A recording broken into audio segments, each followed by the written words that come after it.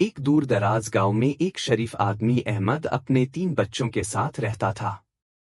अहमद एक मेहनती और ईमानदार शख्स था जिसने अपनी जिंदगी सादी और ईमानदारी से जीने की कोशिश की।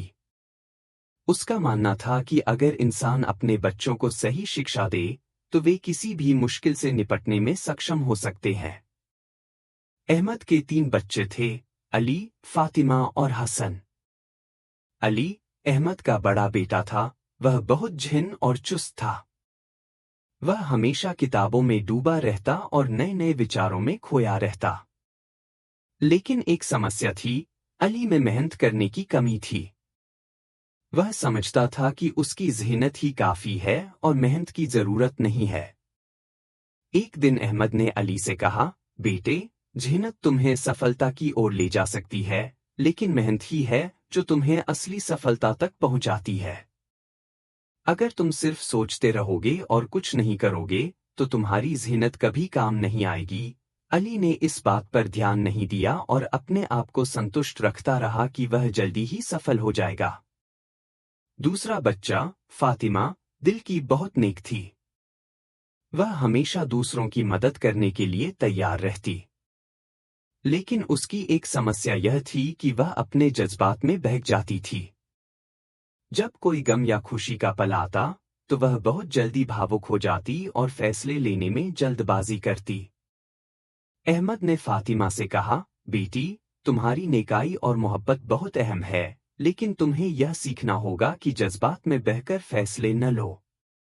अगर तुम अपने दिमाग को भी साथ लाओगी तो तुम्हारी नेकनियत और जज्बात दोनों तुम्हें सफलता दिलाएंगे। फातिमा ने यह बात सुनी, लेकिन उसे अपने जज्बात पर काबू पाना मुश्किल लगा।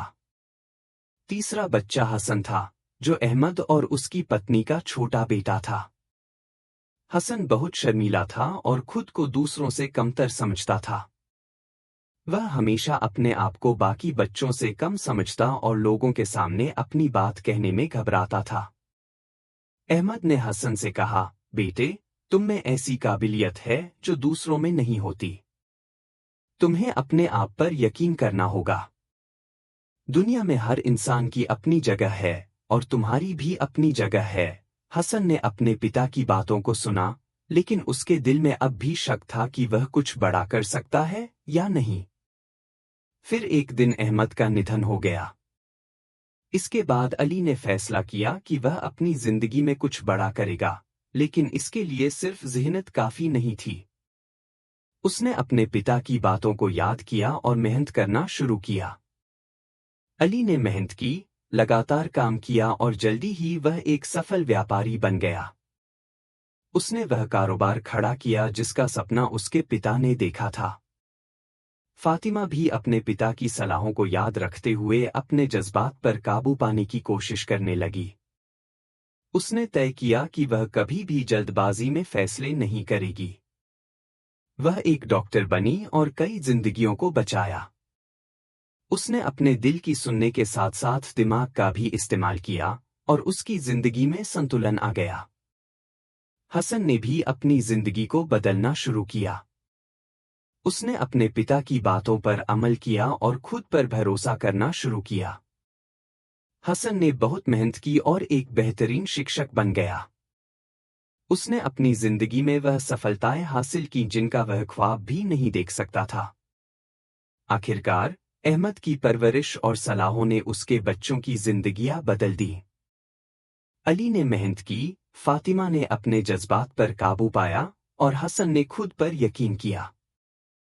तीनों ने अपने पिता की बातों पर अमल कर अपनी जिंदगियों में सफलता हासिल की। यह कहानी हमें यह सिखाती है कि माता पिता की दुआएं, उनकी सलाहें और उनका प्यार हमेशा हमारे साथ रहते हैं और यही हमें अपने रास्ते पर चलने का हौसला देते हैं।